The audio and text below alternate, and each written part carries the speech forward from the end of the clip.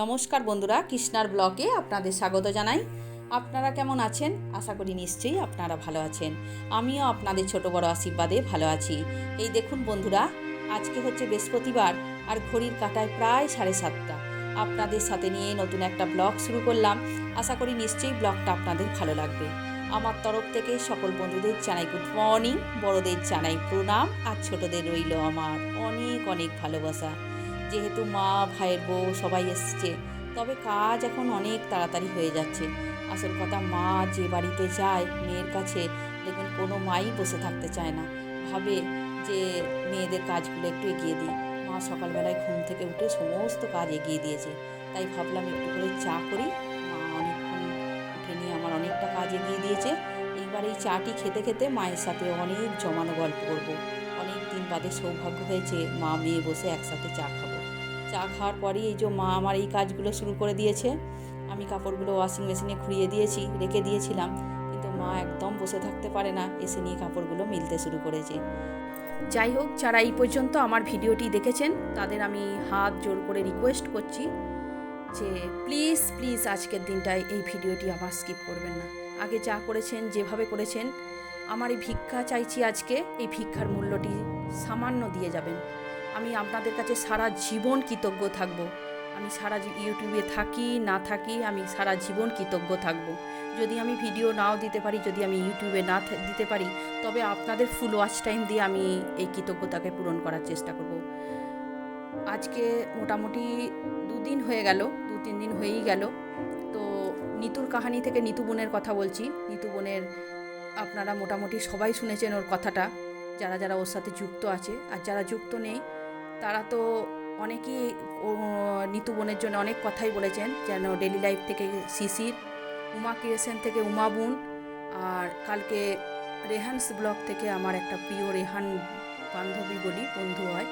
তো যাই হোক, ও তো প্রায় সবাই মিলি এত ভিডিও তৈরি করেছে তার জন্যে। তার উপরে আমার তো কিছু বলার কথাই নয়, আমার উচিতই নয়। তারা যেভাবে বলেছে ধন্য তাদের। যেমন শিশিরের কথাগুলো হচ্ছে সবাইকার মেডিসিনের মতো কাজ করে। শিশিরের একটা কথাতে প্রত্যেকটি মানুষ ঝাঁপিয়ে পড়ে, সেই জায়গা থেকে অনেকটাই নিশ্চিন্তি। আর শিশিরের কথাবার্তা তো যা, মানুষকে হৃদয় ছুঁয়ে যাবার মতো। দ্বিতীয় কথা, উমাকে আসেন থেকে উমা বোন আমার একটা ভিডিওই তৈরি করেছে ওর জন্যে। কালকে নিজস্ব ব্লগ ভিডিও তোলা থাকা সত্ত্বেও সেই ভিডিওটি সে পোস্ট করেনি। সে আমার নিতু বোনের জন্য ভিডিও তৈরি করেছে। আচ্ছা, রেহানস ব্লগ থেকে রেহান বন্ধু আমার, সেও একটা ভিডিও তৈরি করেছে 11 মিনিট 4 সেকেন্ডের।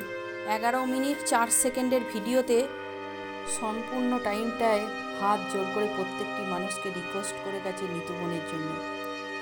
তো এর উপরে আমার অত বলার কিছুই ছিল না, কিন্তু আমি রিকোয়েস্ট করছি। আমি ওর বড় দিদি হিসাবে আমি তো কিছুই করতে পারছি না, শুধু খালি এইটুকু করতে পারছি, প্লিজ যারা আমার সাথে যুক্ত আছেন, আমার বা যারা এমনি দর্শকরা দেখছেন, তারা আমার ভিডিও দেখা বন্ধ করে দিন প্লিজ।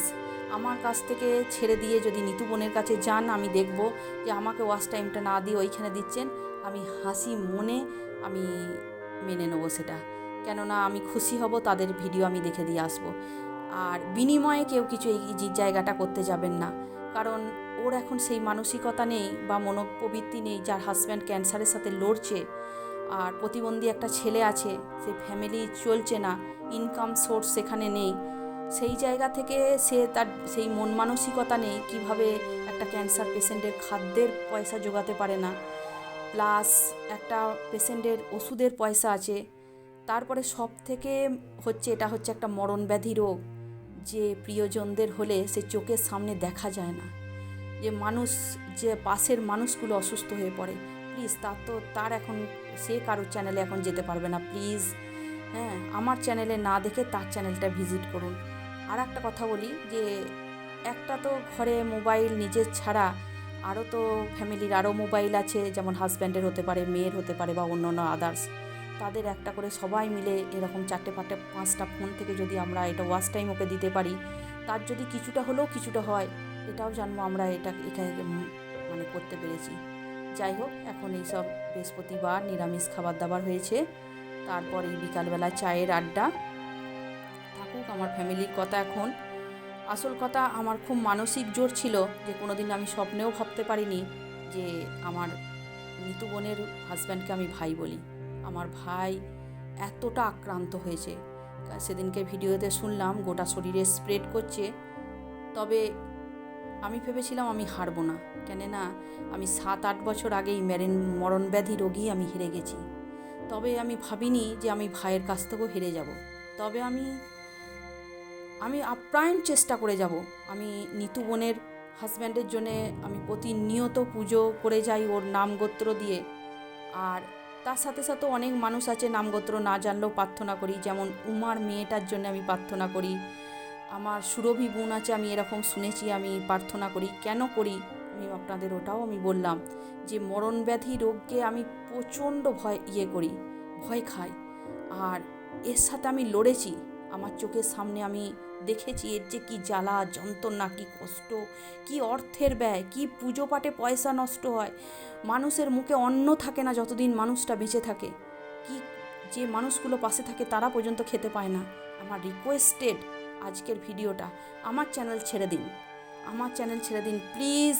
নিতু বোনের চ্যানেলে চলে যান, ওকে ওয়াচ টাইম সম্পূর্ণভাবে দিয়ে ওকে একটা জায়গায় আমরা পৌঁছে দিই। একটা ফ্যামিলি থেকে 2-4টে ফোন থেকে যদি আমরা ওয়াচ টাইম দিয়ে থাকি, ওর যদি এতটুকুও সাপোর্ট হয়, এইটুকুই আমাদের কাছে, মানে আমরা জানবো আমরা কিছু না হলেও কিছু, মানে বালির মতো কিছু আমরা ওর কাছে করতে পেরেছি। অফিস কাছে খেলে খাওনি? এমনও খাবার দেবো, সন্ধ্যে থেকে কিছু খাসনি তো? না, খাবার দিয়ে দেবো। কিসের সবজি হয়েছে? পনিরের সবজি। আর দেখে আসছে আমার ক্যামেরার সামনে, বলছি যে পনিরের সবজি হয়েছে আর প্লেন রুটি। স্যালাড হবে? স্যালাড নেই, স্যালাডের কিচ্ছু নেই, শুধু পেঁয়াজটুকু, শশা ফশা কি জানা না। আর তাহলে দাদি যে মিষ্টি করে এনেছিল পনিরা, সে দুটো একটা হয়তো বেঁচে আছে। ও যে দুটো একটা থাকো ওটা আমার পাশে। ঠিক আছে, এসো না। ও মা, তোমরা খাবার খাবে এখন? একটু পরে খাবো। অনন্যা পরে খাবে? সন্ধ্যাবেলা চপ সিঙ্গারা খেয়ে আর ভালো লাগে। চপ সিঙ্গারা খাবো না? তাহলে বুনু কিছু খাসনি, তোকে খাবারটা দিয়ে দিই। বুনুকে দিয়ে দে, বুনুকে। ঠিক আছে, এসো না। তুই খাবি, রুটি খাবি না ভাত খাবি? কিছুই খাবে না? তাহলে জল ছাকা ভাত। চলো, এটা হচ্ছে রাতের খাবার। তবে বুনু কিছু খায়নি, সন্ধেবেলায় সবাই একটু চা এটা ওটা খাওয়া হয়েছিল। তবে ওর খিদে পেয়ে গেছে, সেই খাবার দিতে এসেছি। এখন মোটামুটি ভিডিওর শেষ পর্যায়ে চলে এসেছি। শেষ পর্যায়ে আবার একবার রিকোয়েস্ট করে যাচ্ছি, সবাই মিলে আমার নিতু বোনকে সাহায্য করুন। আমার মানসিকতা একদম ঠিক নেই, এখানেই কথাগুলো বলছি, কি বলেছি না বলেছি আমি জানি না। কথাগুলো আমার মানে জড়িয়ে যাচ্ছে একদম, কেননা আমারও নিজের এই পুরনো স্মৃতিচারণ ফিরে আসছে। দেখবেন যখন যেখানে যেভাবে মানুষ আঘাত খায়, সেই আঘাতের কথা যদি অন্যজনাকার দেখে, তখন দেখবেন মনে হয় যেন সেই আঘাতটা স্মৃতিচারণ হয়। যাই হোক, আমার কথা চিন্তা করে লাভ নেই। যে মানুষটি এখন আমাদের আপ্রাণ চেষ্টা সবাইকার, সে এখন সুস্থভাবে উঠুক। আমাদের প্রয়াস বা প্রার্থনা, যে যেদিকে পারবেন, যেখানে খোঁজ খবর পারবেন, কোনো অথেন্টিক জায়গা, পুজো পাঠ, দোয়া প্রার্থনা, সবাই মিলে ওই চেষ্টা করে যদি আমি আমার ভাইটাকে বাঁচাতে পারি, তাহলে জানবো সবাইকার এই দোয়া প্রার্থনা বা ভালোবাসা পুজো পাঠ কাজ করেছে। আমার ভাইটাকে প্লিজ বাঁচাবার চেষ্টা করুন। আমার এই যে সন্তান চলে যাবার একটা ঘা আমি আগেই খেয়েছি, এবার এই ভাই চলে যাবার ঘা যেন না খেতে হয় আমাকে, যেন আমার ভাই আমার সামনে হাসতে থাকে, এটাই আমি প্রার্থনা করব। আর সবাই মিলে আমার ভাইটির জন্য প্রার্থনা করবেন, যেন ভাই আমার সুস্থ হয়ে ওঠে খুব তাড়াতাড়ি। আর আমার নিতু বোনের অলংকার হিসাবে যদি কিছু নাই থাকে, যেন শাঁখাপলা সিঁদুরটি যেন থাকে।